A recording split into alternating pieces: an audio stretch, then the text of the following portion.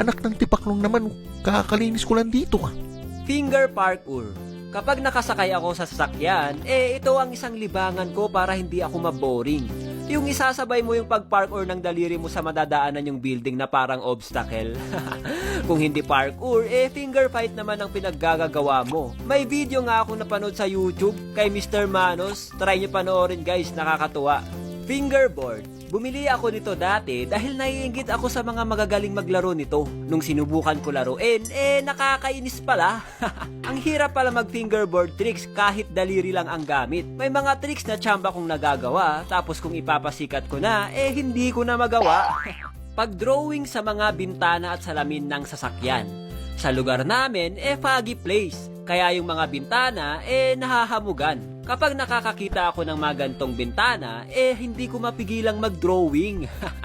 Kapag walang fog, gagamitin mo yung mabaho mong hininga para mahamugan yung bintana. Kapag nakakita din kami ng sasakyan na puno ng alikabok, nagdo-drawing kami doon. Yung iba nga doon na sila nagko-confess isinusulat nila yung pangalan ng crush nila. Kapag nagda-drive ako, may mga nakakasabayan akong mga kotse na maalikabok at puno ng drawing. Napapangiti na lang ako habang nagmamaneho.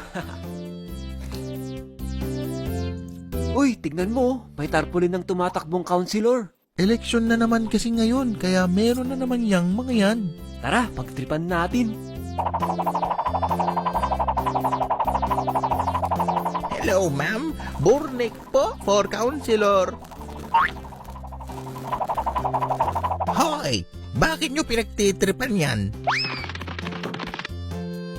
Paglalaro sa loob ng jeep. Sa angkan namin, marami akong uncle na jeepney driver. Every time na pumaparada sila, pumupunta kami sa loob ng jeep para maglaro. Sumasabit kami sa mga hawakan, nagpapasikatan na kayang umikot. Doon din kami naglalaro na parang spider fight. Dapat ihulog mo yung kalaban mo para matalo mo siya. Chinecheck ko din yung mga silong ng upuan kung may mga baryang nahulog ng mga pasahero.